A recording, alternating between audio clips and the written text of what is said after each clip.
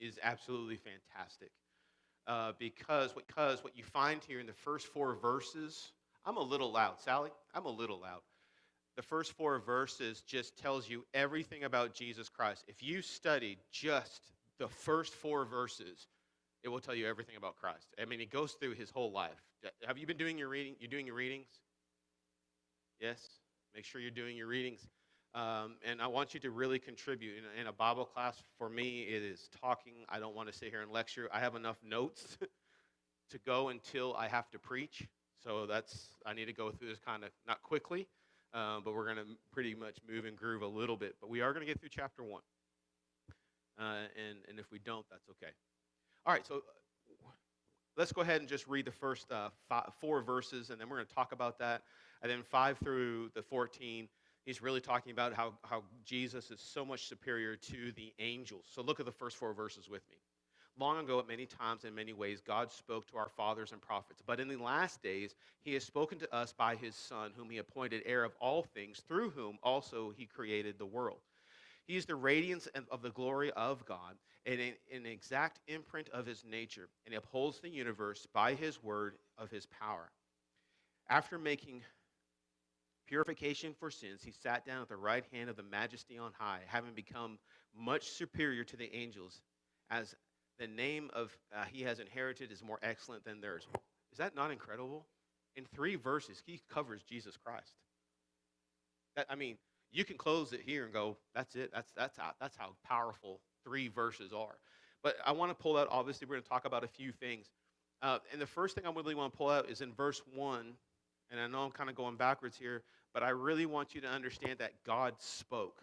Why is it so important that we start there? God spoke. Okay, there's authority. I'll give you that.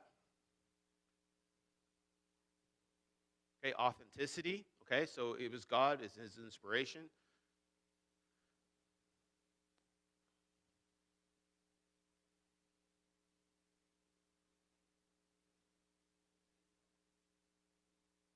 Okay, so the Old Testament, again, authenticity is that it's real, it's accurate. Do you guys see anything else there that God spoke? Chad?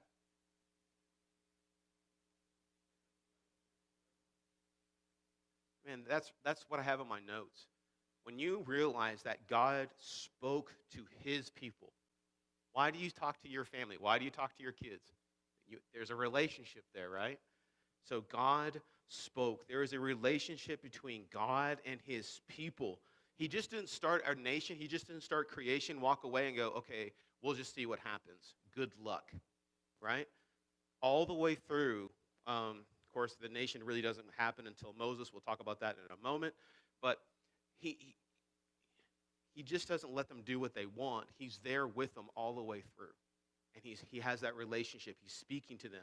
So then he says, so God spoke, and that's really what, and everything else you said there was absolutely fantastic. That was just what spoke to me, because he says God spoke in many times and in many ways. Really quickly, who did God talk to, and how did they talk to him? Name me a couple really quick. Okay, he spoke by the prophets, okay? Absolutely. We're going to get to that in just a second, to the fathers and by the prophets. Who specifically did he talk to, and how did he talk to them?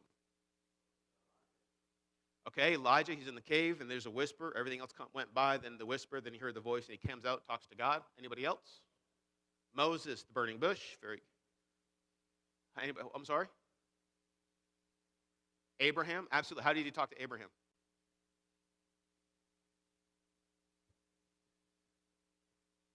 He spoke, like directly. That was a direct. No angel involved there. That's what I'm trying to get to. God spoke to Abraham. Genesis chapter 1, who did he talk to? 2 or 3 were in there? Adam and Eve. He walked in the garden with them. Just think about that for a second. Before sin enters into the world, he literally walks through the garden with them, spends time with them. That's incredible. Could you imagine those discussions that he had with Cain and Abel and those descendants as Abraham lives those hundreds and hundreds of years, all these grandchildren and great-grandchildren? He talked about, I walked with God. Let me tell you about God. That's incredible. We don't understand it, and there's no way to understand it, okay? Moses, burning bush. God talked to Hagar. How? Out in the wilderness. How? angel of the Lord appeared to her. Okay? So there's times when God spoke to people in various ways. One of them was angels. Joshua, before he goes to Jericho, is standing on a hill. Who shows up? Angel of the Lord. What does Joshua first say? Are you for us or against us? And the angel says, neither. I belong to God. You're just a man. This is just a little moment. I belong to God. Absolutely awesome. Okay, so God talked to people. He talked to Lot. He talked to Joshua. Talked to Balaam. How did God talk to Balaam? There's a donkey involved there. That's a funny story. Somebody said Elijah, but God talks to whether it was to them specifically or through an angel, but God had a relationship through them. God talked to his people through people like Moses. So when you go to this, he says here, God spoke in many ways, in various ways, to our fathers. Who are the fathers? Patriarchs. Who are the patriarchs? Abraham, Isaac, and Jacob. Those are your patriarchs. I would also throw in there, even though it doesn't really talk about it, I would throw Moses in there because Moses plays a huge role with the people and how he brings them out of the nation. Okay, but he talked to the patriarchs, and he also says to the prophets. So when you look at the term prophets, we understand who they are in the Old Testament. Name me a couple prophets, just so that we know what a prophet is. Isaiah, Jeremiah, you're just quoting Old Testament. That's perfect. You know, a guy like, who's Nathan? Who did Nathan, what king did he talk to and say, you're wrong? To David. So there's prophets. Okay, these are prophets. What's a prophet? In the Hebrew, it's nahabi. It's an announcer, the one whom the message of God springs forth. If you look at the Greek, it means to speak out or speak forth. One thing I really want you to understand when it talks about the prophets, how God talked to them, they were not foretellers, they were forthtellers. So they did not say, oh, I think the future is going to be this. They just foretold what God wanted them to say. Does that make sense? Yes? Because it all comes back to one thing. God spoke, right? And that's what we need to understand, that God spoke. He spoke directly to our fathers or through an angel, but also later on he's going to talk to the people, prophets, okay? One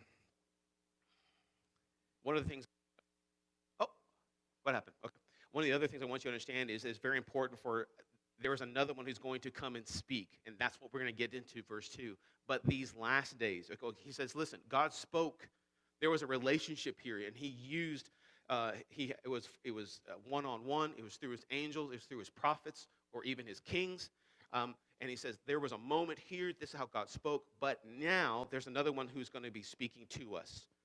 The authority is still going. Who said authority earlier? I don't know who that was.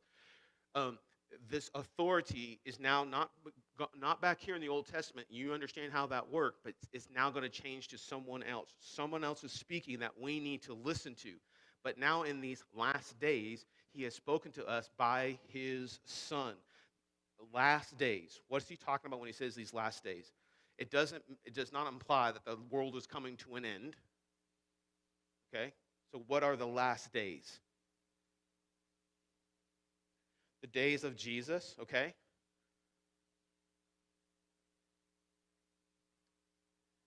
Okay? We're in the last. What is this age called? The Christian age? You might have another name for it. Messianic age?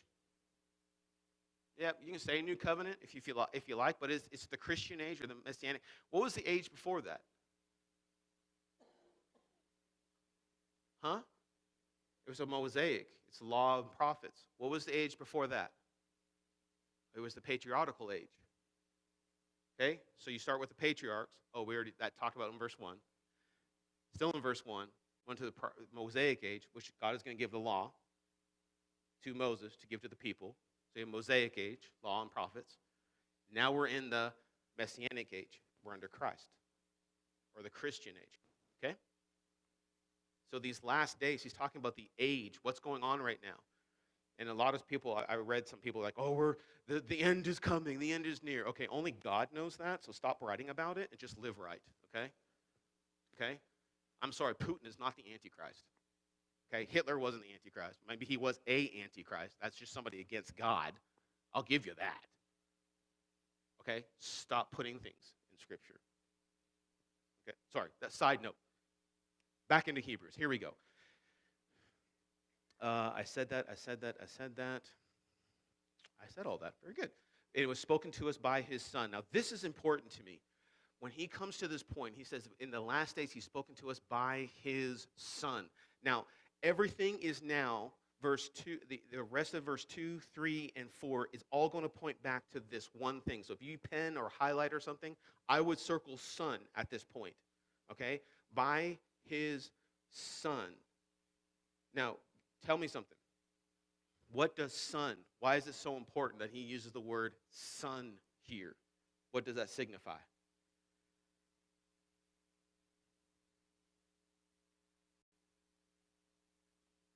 It's a Bible class. You guys talk too. I'm preaching later. That's when you don't talk. Why is it so important? He doesn't say, and he speaks to us to Jesus. He says he speaks to us through his Son. He talks about that, doesn't he? He's appointed heir of all things. What does that mean? Well, and I think you're right, but he's at the right hand of God. And a lot of times we think of the heir of the future after God dies. God ain't dying. That's eternal. And what he's talking about here, the heir of all things, everything belongs to him right now. Why? Death, burial, resurrection of Jesus Christ. It goes to him. He's the Son because of the price that he's paid for us. And so I don't want you to think that the heir, when we think heir, my son and my daughter get everything I have when Sally and I are dead because they are our heirs, right? You have those things too, children, grandchildren, they get stuff when you're dead. Well, it's not the same thought process here. We want to make sure we understand that Jesus has everything, okay? Everything belongs to him. Let me demonstrate that really quick. I'm going to use some of these scriptures. You're going to have to go really, really fast through these scriptures. I need somebody to go to John chapter 16, verse 15. Somebody say, got it? John chapter 16, verse 15. Who has it? Thank you. I also need John chapter 17, verse 10. Who has it? Thank you. When you have it, just go ahead and go.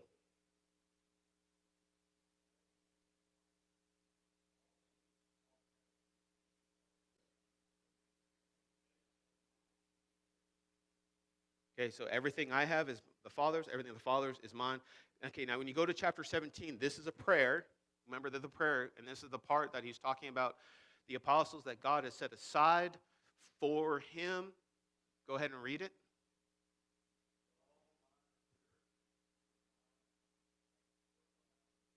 Okay, so we're going to talk about the glory in just a second.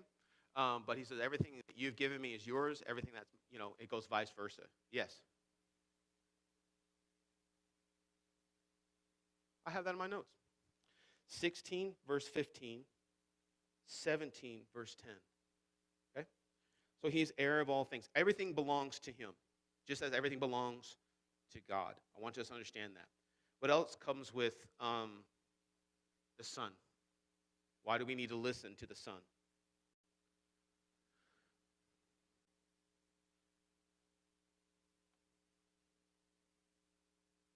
Okay, let's talk about that really quick. There's rank and dignity that comes with the Son, right? You have a son, you have a prince, there's rank and dignity that comes with that. He is equal with God. John chapter 1, verse 1. Recite it. In the beginning was the Word, and the Word was with God, and the Word was God. Okay? There's a rank of dignity. There is authority. Matthew chapter 7, verse 29. In that passage, let me look at it really quick because I don't remember everything. I know, amazing, right? I don't remember everything I write down. Matthew chapter 7, 29. This is the moment. This is actually the end of the. Well, no, not the end. Let me see. Yeah, it's the end of the Sermon on the Mount. And what people could just not believe was, man, this man is not just teaching, but he's teaching with authority. They were just awestruck. So it is implied here that the fact that the Son of God has spoken to us imposes the highest obligations to attend what he has said, and his authority is superior to all those who have already spoken in the past times, And we need to listen. And that's what he's trying to say here. This is how he spoke. But now we listen to Jesus. These were good things, and God spoke, but this is now superior, and we need to listen. If he's saying something to us, then we need to also obey those things. I listen to the Son. There's rank and there's dignity there. Am I making sense? Yes or no? Where are we at? Okay. Going back to our passage, why else can he be called the Son? So you hit the first one. He's heir of all things. And then what's right after that? He's created everything. He created everything. Okay? Going back to John chapter 1. Somebody go back to John chapter 1. We read verse 1, but what's 2 and 3? Somebody get that.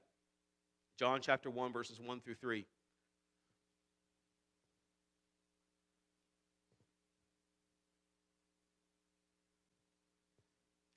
Who's got it?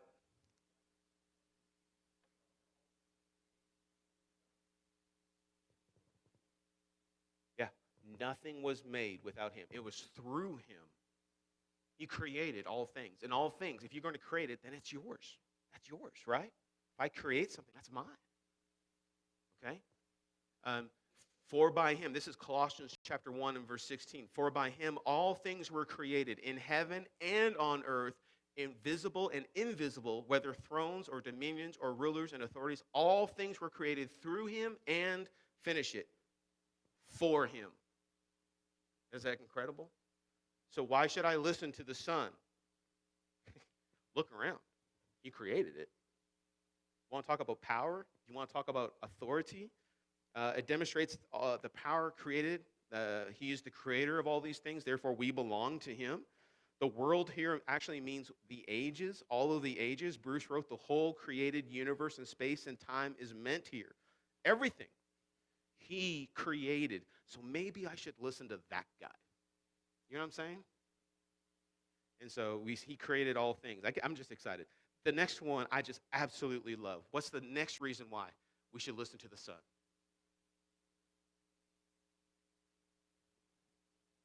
It is salvation. That's where it is. Hey, hold on to that. Pin that one. It's coming in the sermon today. Look at verse 3 in the very beginning of verse 3. What's another reason? The radiance of the glory of God. In the exact imprint, we're going to talk about that in just a second, Brian. The radiance of the glory of God is how it's said in my. Anybody else have a little different way of saying it? Do you have a different version? The brightness, okay, that is the same thing. The actual word is EFF.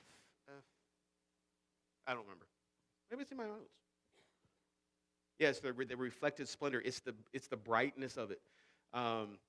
Okay, how would you explain this to someone who doesn't fully understand, and you're just talking through this and say he's the radiance? Now listen, he's the radiance of the glory. So how would you explain that?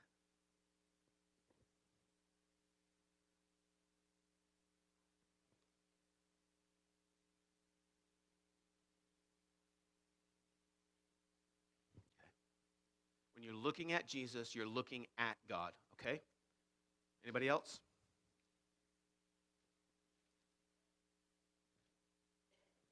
Is there an example or something you could use to explain it?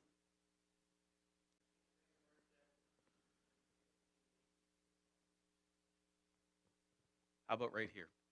All things have been handed over to me by my Father. I don't know if this is the one you're thinking of, but, well, hopefully it is. And no one knows the Father except the Son, and no one knows the Father, and no one knows the Son except the Father, and no one knows the Father except the Son, and anyone whom the Son chooses to reveal to him. So that's not exactly I know what verse you're talking about. This is a little bit different. The Son knows the Father and the Son, and he can reveal it to you. So in essence, it's, if you see me, you've seen the Father. Okay? And that's why he says in the next verse, come to me, all you who are heavy laden, and I will give you rest. Take my yoke upon you. I want to know God. And it's only through Jesus Christ, going back to your salvation. Anybody else? How else would you explain the radiance?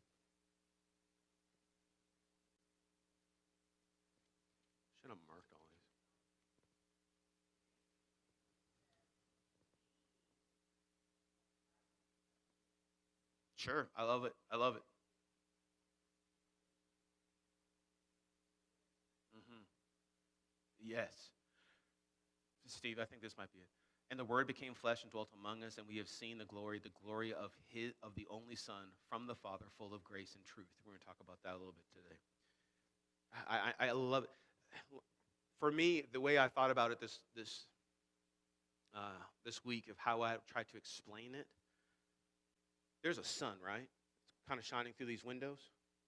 How do you know? What's the do not get up? I'm not even close. What are the effects of that sun? You get warmth from that sun? You get light from that sun? Do you get vitamin D from that sun? You want your kids to stay healthy? Put them outside to play. Okay? You see what I'm saying? God's the sun, and the effects of that God we feel through Jesus Christ. Does that make sense? That for me is that radiance. Okay? If I want to know the sun, I will feel. If I want to know God, I can understand him through the effects of that sun. Making sense? Okay, so he's the glory of the radiance, the reflected splendor of him. To know God is to know him. I love this next part. For me, it says in my Bible, the exact imprint of his nature, like the radiance. And this is really interesting. Radiance here and the imprint is never used anywhere else in the New Testament. Only one time, and the Hebrew writer uses it. Radiance is never used like this again. Imprint, never used again like this in the New Testament. And it means something. It means something that has been engraved or stamped. It's the idea of you stamping coins, right? Each coin's the same, right? But you stamp the coin, or it's used to seal something in wax. So when you take that seal, you take God, you're imprinting him. So when you seen Jesus, going back to what you said earlier, Steve, when you seen Christ, you seen God. He's the exact imprint of that nature, the character, resembling the image of God. Oh, I have so much here. Colossians chapter 1, verse 15 here, he's talking about from the Son we learn the truth about God.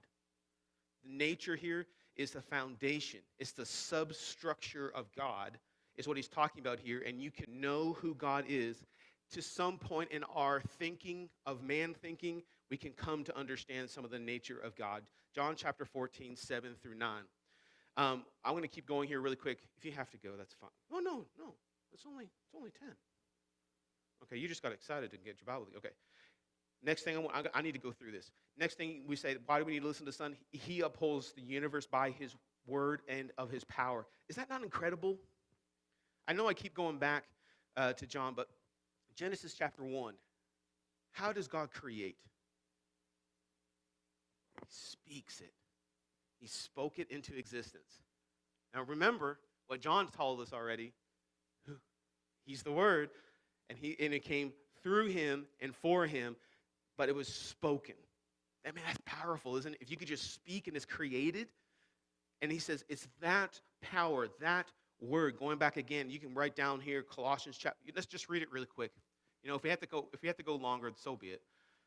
Where's Colossians? Matthew, Mark, Luke, and John. Galatians, Ephesians, Philippians, Colossians. Go to Colossians chapter 1 really quick for me. Colossians chapter 1. Where is it? Here we go. Colossians chapter 1, starting in verse 15. He is the image of the invisible God, the firstborn of all creation. For by him all things were created in heaven and on earth, visible and invisible, whether the throne. Oh, I already read this. And before he is all things, and in him all things hold together. That's verse 17. He is before all things, so everything was created through him, and in all things hold together by him. Wow. Maybe we should listen to this guy, right? And that's what the Hebrew writer is trying to tell us. We need to be listening to this individual because his word created everything and everything is upheld by him. I used one example, Matthew chapter 8, when he gets into the boat and he calms the sea. They're in a storm. And what do the disciples say? Even the what? Even the winds and the waves obey him. Who is this guy? By his word, he gets on the boat and goes, peace be still. Done. Wow. That's powerful. Purification of sins. The Son, by rights of purchase. We have purification of sins through his purchasing of his blood. We were bought with a price. 1 Corinthians chapter 6 and verse 20, we were bought with a price. That price was Jesus' death. 1 Peter chapter 2, verse 24. I think that will come out today. We were bought with a price. And what he says here, purification actually comes from the word purged, meaning to get rid of an unwanted condition or feeling. If you think about this and think of the word purged, does that sound pleasant? That I was purged? Have you ever purged yourself? Drank the juice? Purged yourself? Some of you are a little older, so I'm going to say yes. Was that a fun moment? Probably not. But what he's talking about here, and this is one of those moments, he goes, hey, I'm going to purify you. I'm going to purge you. I'm going to get rid of this so that you can become a child of God. And then he says, I sat down at the right hand of God. This is a position of power. This is a position of honor. And also, a lot of the scholars, and maybe you can help me on this one, they talk about here that this position of sitting down talks about his completion of his work. He's done. So when the Levites and such did the sacrificial systems and did all those things, they were always standing and they were working, but Jesus is sitting down saying, this is complete, it is finished, it is done. And he's at the right hand of God. I like it, and you can go with that or not, doesn't matter. Now he is ruling over his kingdom, his church. It is a position of power, and he's at the right hand of God. And so, just absolutely incredible. I mean, those 4 verses to me is the Bible study in essence. Verses 5 through 14, he says, you're even more greater than angels. And I wondered this week, what's the big deal? Why angels? Why did he bring angels into this? How did people react to angels in the Old Testament? A lot of fear. An angel came in, and what did you do? You went down and fast, right? Wow. Powerful. How many people did he kill? One angel? 184,000, I think is the number. One angel did that. Those are army men. Okay? That's an army they killed. One did that. Powerful. Okay? Very, very powerful. But he says, Jesus, the Son, verse 4, is much superior to the angels. Why? Because of the name he inherited. What's the name? Son. To the angels, for which to the angels did God ever say, you are my son, today I have begotten you? Which angels did he say, you're like a son to me? 0. He says, I begotten my son. It's the understanding of appointed. It's in reference to his resurrection. It means that his resurrection is the kind of beginning of life. He's looking at this, goes, I have begotten you. I wish I had more time right now. How many times does God say, this is my son whom I love? Or this is my begotten son? How many times? Transfiguration is one. Baptism is another. Okay? This is my son. I choose him. I have appointed him. I have begotten him. Again, I will be a father. I will be to him a father, and he shall be a son. Again, he's just talking. I don't have the time to go back to all the passages. I hope you've done your reading and your time in that reading and going back to Psalms chapter 2, 2 Samuel chapter 7. Those are talking about, I know this next one, I will be a father to him, and he should be like a son. Is talking to David and Solomon. He says, your kingdom is going to last if you remain faithful to me. But it's really a messianic prophecy that you find here. Coming to verse 6 again, when he brings the firstborn into the world, he says, let all of angels worship him. So it's not a son is worshiping the angels, it's the angels worshiping the son, okay? The firstborn. Guys, wherever you want to put this in Christ's life is fine with me. I've been doing, this one got me kind of caught up a little bit. When did the angels worship him? And I didn't realize scholars out there had so many different ideas about this. It could be at his birth. Are the angels there? Yes, and they're worshiping the birth. Is it at the resurrection? Is it when he's at the right hand of God and they're worshiping him in heaven now? It doesn't matter, because what really is the point here is that they are worshiping him. He is of authority, and these angels are worshiping him. The angels say, he makes the angels winds, and in his ministry is a flame of fire. Again, if you can go back in the Old Testament, you can see how they do show up in those forms, angels. But I want you to see the main point here is that ministries, these are just ministers of God's will. Their angels worked for God and did what God wanted them to do. The Son was not like that. Okay? Yes, he follows the will of God. I understand that. But he's not the messenger. Okay? Does that make sense? Okay. But the Son, he says, your throne, O God, is forever and ever. The scepter of uprightness and the scepter of your kingdom. You have loved righteousness and hated wickedness. Therefore, God, your God, has anointed you with oil of gladness and beyond companions. Let me see where I am. I got to turn the page. Christ is king. This is coming back from Psalms 45, Psalms 102. It's quoting both places there. Jesus is sitting on the throne. Already talked about that already. The scepter of uprightness and the scepter of your kingdom. What does the scepter represent for the king? Yes or no? Go back to Esther, the story of Esther.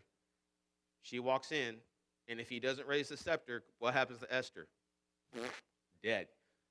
Right? What does the king do? He raises the scepter. So tell me about the scepter. What does the scepter represent? Authority? Power? It was a part of the king and such. But I want you to also understand this. The scepter of uprightness. This is righteousness. If we can go back to our study in Romans, righteousness plays a huge role, right? By faith, Abraham was found by his righteousness, and Noah by his righteousness, his right doing. It's not just doing, it is not just being right, it is doing right. And so how did he do that? You loved righteousness. That means you did what you are right, and you did what was right, and you hated wickedness. Therefore, God, your God, has anointed you with the oil of gladness. That anointing with oil just represents, this is the one who I have chosen. Okay, this is my son. He does not do that to any other angels or anybody else. Okay? Oil of gladness, probably it means a perfume oil that was poured on the head, attended with many expressions of joy and rejoicing. Okay? I know I have to go through this a little quickly, but you can read through this, and I just kind of enhances verses 1 through 4 for me. And verse 10, you, Lord, laid the foundation of the earth in the beginning. Going back to what we've already talked about, and the heavens are your hand, are the work of your hands. They will perish, but you will remain. What's he saying here? Even though you created all this, it's not eternal. You are. You are eternal. Okay? That's power. That's a position. Where am I? They will perish, you will remain. They will wear out like a garment, like a robe. When you roll them up, like a garment, they will be changed. Okay? If you guys want to say anything, go ahead and say whatever you want. I don't know if the bells have gone or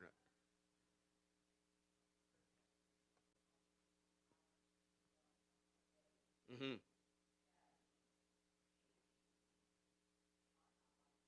No. Yeah. No, you're right. They are created. Jesus is not. He was there in the beginning. A huge difference. Absolutely. Thank you for putting that in there.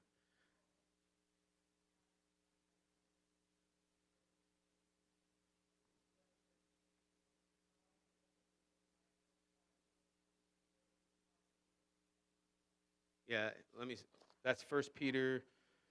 Let me, yeah, yeah, yeah. In my notes, I started at 18, but yeah, 22, yeah, it's just so good. They're subject to him. They're beneath him. You are the same, and your years will have no end. You're the Alpha, the Omega, the beginning, middle, end. Nothing changes, and that's who this is. Let me see if I have anything in my notes I need to probably say throughout this. Oh, there it is, First Peter. Good job. Let me just finish this off. To which the angels has ever said, sit at my right hand, and I will make enemies your footstool of your feet. He never said that to an angel. Are there really powerful angels? Cherubim, seraphim. You got Michael. You got Gabriel by name. Who knows what else he has in his arsenal of angels? But he says, none of you sit at this place. This is a place for my son. This is a place of authority. This is a place where I want you to be, where I want my son to be. And he goes, until I make your enemies a footstool to your feet.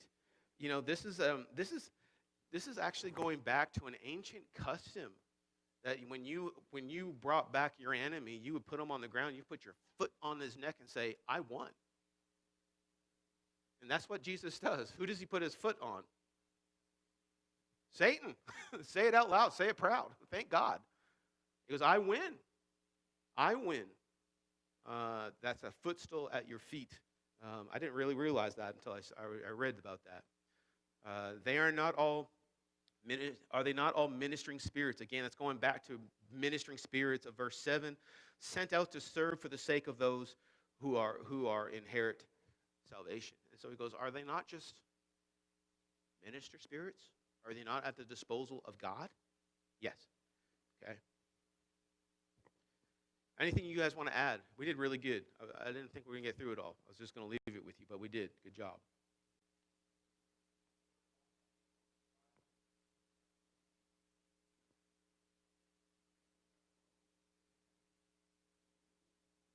Mm-hmm.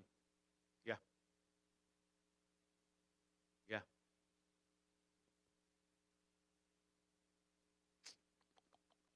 I think I almost hit everything. Let me just read here. I need to do bigger hand. This is actually font 14. I still can't. Yeah, we're good. Any questions? Woo! That's a lot of oomph in there, eh? You want to study with somebody? Who's Jesus? Just take Hebrews chapter 1, right? I got excited. All week I got excited verses 1 through 4. That just tells you everything you need to know about Jesus Christ and who he is. So we're going to talk about salvation today. Has all the bells rung? We should be. It's 10:15. What time is it supposed to finish at? Okay. All right. Hey,